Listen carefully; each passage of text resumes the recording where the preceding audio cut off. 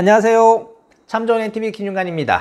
오늘은 2019년 8월 20일 날 대전지방법원 경매 물건 중에서 관심이 많았던 물건들을 가지고요, 낙찰 가격이 시세하고 잘 맞게 됐는가 하고 각 물건에 대해서 간단하게 권리 분석을 어떻게 했어야 되는지를 설명드리고자 합니다. 자, 물건은요, 세종시 아파트 종촌동 가재마을 12단지 물건 하고요, 그리고 세종시에 있는 토지, 장군면 도계리에 있는 지분경매 토지, 그리고 대전의 근린주택, 도마동에 있는 근린주택하고요, 대전 유성구에 있는 아파트 4건을 가지고 설명을 드리도록 하겠습니다. 첫 번째 물건입니다.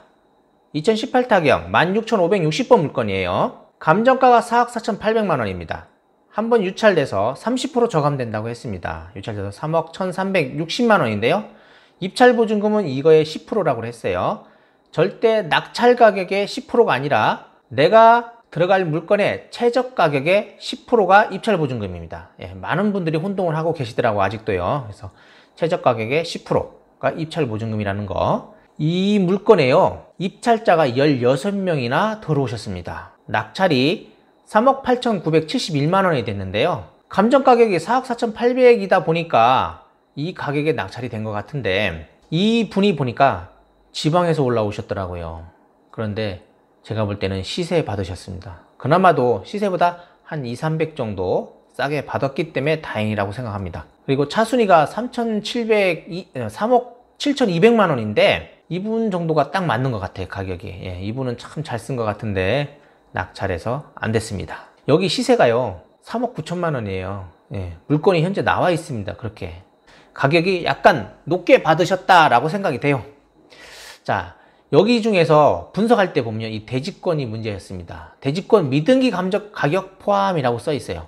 그러다 보니까 많은 분들이 문의를 하시더라고요. 대지권이 이상이 없냐. 세종시는 문제가 없습니다. 구획 정리를 LH에서 해야 되거든요. 근데 구획 정리가 늦다 보니까 대지권 등기가 늦게 됩니다.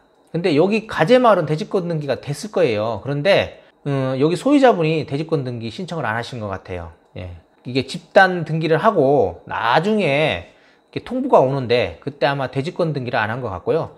만약에 지금까지도 대지권 등기가 안 됐다면 계속적으로 현재 미뤄져서 대지권 등기가 안 됐다라고 생각하시면 됩니다. 지금 세종시에 대지권 등기가 안 돼 있어요. 안 돼 있는 아파트들이 꽤 많습니다. 그걸 잘 참조하시면 될 것 같고, 여기 임차인 현황을 보겠습니다. 2017년도에 사업자 등록을 했어요. 여기가 지금 공부방으로 되어 있기 때문에 그러거든요. 확정일자도 받으셨고요. 근저당이 2015년 3월달 말소 기준보다 뒤에 있기 때문에 대항력은 없습니다. 경매에서는요, 일반 매매에서는 이렇게 사업자 등록증하고 확정일자, 사업자 등록하고 전입하고 했으면 대항력이 있다고 그래요. 더구나 환산보증금 안에 들어오기 때문에 대항력이 있다고 봅니다. 이 경매에서는요, 말소 기준보다 먼저 있어야 대항력이 있어요. 그래서 이분은 대항력은 없습니다. 그렇지만은 여기 채권 금액이 적다 보니까 세입자가 전액 변제를 받는 그런 구조고요. 그리고 남는 금액은 어디로 간다? 여기는 소유자까지도 넘어가요, 돈이. 그러니까 걱정할 것도 없고 명도 걱정도 없는 그런 물건이었습니다. 자, 2018 타경 104,771번 물건, 장군면 도계리 대지 물건이에요. 대지. 농지가 아니고 이거는 대지. 건물을 질 수 있는 땅입니다. 2억 7,700, 4만 5천 원이 감정됐는데요. 두 번 유찰됐어요. 30% 유찰돼서 49%의 경매가 진행이 됐어요. 최저가가. 입찰 보증금은 1,358만 원이었고요. 입찰이 8명 들어왔습니다. 그래서 금액이, 낙찰 금액이 1억 6,700만 원.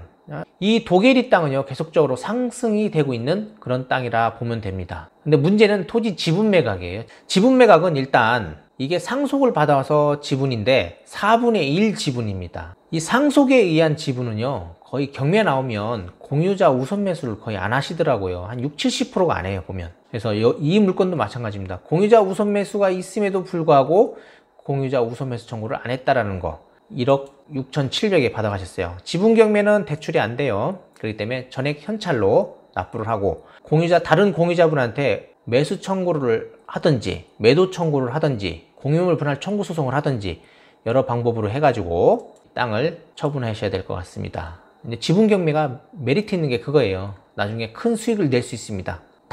단점은 대출이 안 된다는 거 생각하시면 되겠습니다. 자, 2018 타경 108,681번 대전의 근린주택 물건이에요. 도마동에. 이게 대학교 근처긴 하거든요. 그러다 보니까 이제 임대 수익이라든지 이런 걸 낼 분들한테는 굉장히 좋은 물건이라고 생각됩니다. 그런데 문제는요. 감정 가격이 6억 9,900만 원이에요. 그러니까 7억 정도 되거든요. 이것이 두 번 유찰이 됐어요. 근데 이렇게 유찰이 된 이유가 한 번 정도 유찰되면 거의 낙찰을 되는데 이렇게 두 번 유찰된 이유는 뭐냐면 이 물건에 있습니다. 용도가 공부상에 고시원으로 되어 있어요. 이게 다가구 주택이어야 되는데 고시원으로 되어 있다는 겁니다. 그러다 보니까 어떻게 돼요? 일반 다가구로 해서 월세라든지 전세들이 안 들어오는 것 같아요. 제가 볼 때는. 왜냐면 임차인이 없더라는 거예요. 점포 1층에 점포가 있는데 거기 임차인 1,060만 원에 있었고요. 2층, 3층에 임차인 아무도 없어요. 전입을 못 하니까 이렇게 되는 거예요. 그래서 전세권 등기가 한 분이 계시더라고. 이분은 2층이나 3층 중에 들어오시면서 전세권 등기를 하신 것 같습니다. 그래 놓고 돈을 안 빼주니까 경매 신청을 한 케이스예요. 그래서 새마을금고, 여기 지금 새마을금고, 여기 근저당, 그리고 전세권, 네, 해가지고 보면 3억 9천, 4억 2천, 4억 8천, 네, 이분 거의 받아갑니다. 그래서 거의 받는 금액에 낙찰이 됐다라고 생각이 됩니다. 어쩌면 전세권 설정하신 그쪽에 있는 분이 받았을 수도 있어요. 네. 왜냐면 자기 전세권을 확보해야 되니까. 근데 이게 용도가 고시원이다 보니까 좀 어려움이 있습니다. 이건 나중에 이제 구청이나 이런 데 가서 잘 보셔갖고 용도 변경이 가능한지 이런 것도 한번 확인해 보셔야 될 것 같아요. 자, 다음에는 2019 타경 227번입니다. 트리플, 도안동에 있는 트리플 아파트예요. 908층 52평인데요. 감정가가 9억 1천이었습니다. 이 물건에 많은 분들이 관심을 갖고 있었어요. 그러다 보니까 어떻게 돼요? 입찰자가 14분.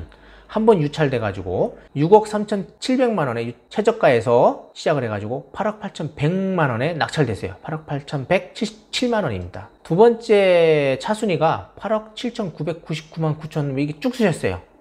경매 초보자 같아요. 999 이렇게 요즘 잘 안 쓰거든요.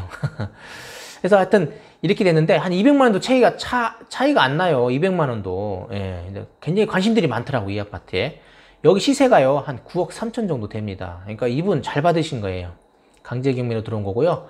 여기가 보면은 크게 분석할 건 없었어요. 근데 여기가 선순위 임차인이 있다라고 나와 있어요.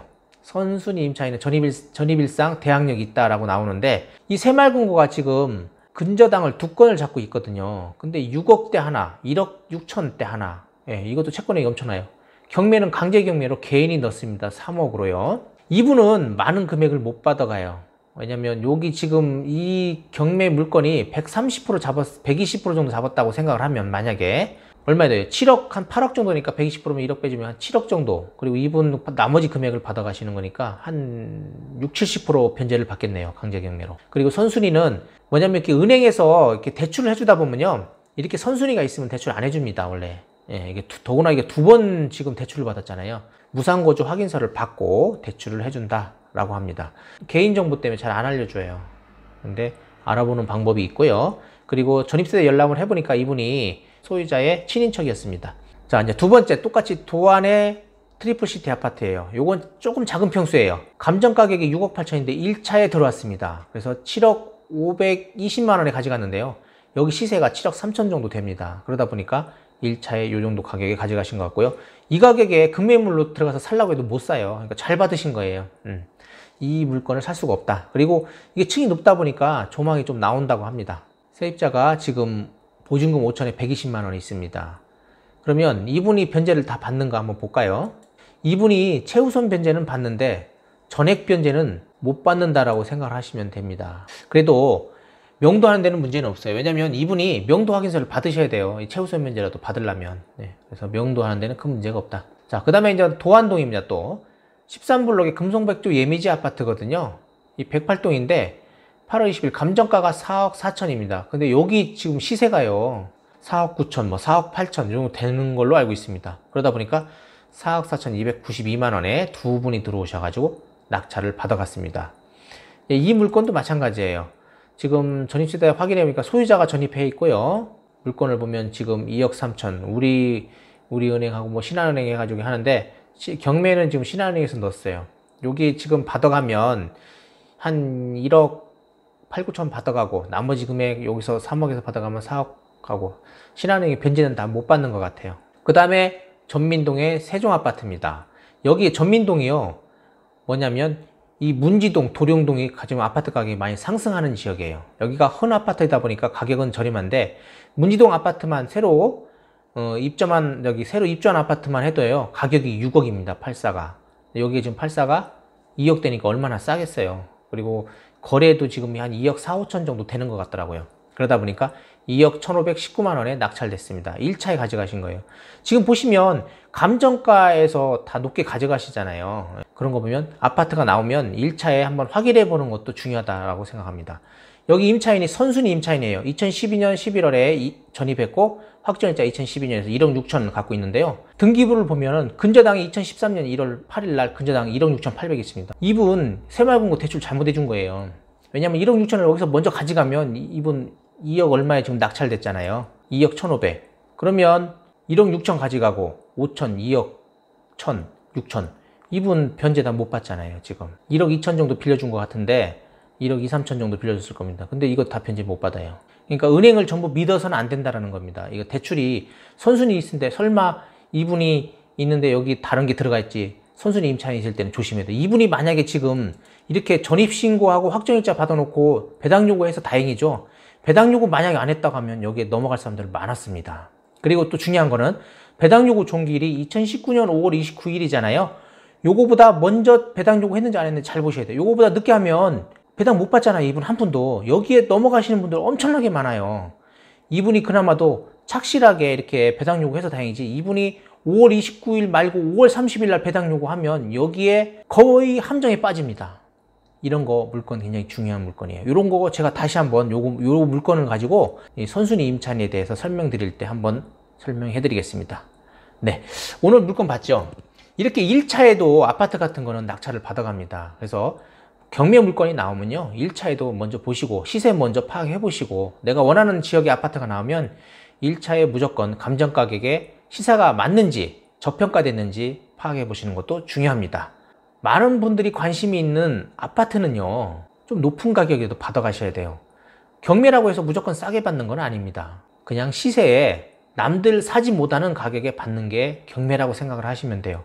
제가 아는 분들이 경매라고 하면 뭐 절반 가격, 뭐 70%, 80% 이렇게 얘기하시는데 절대 아닙니다.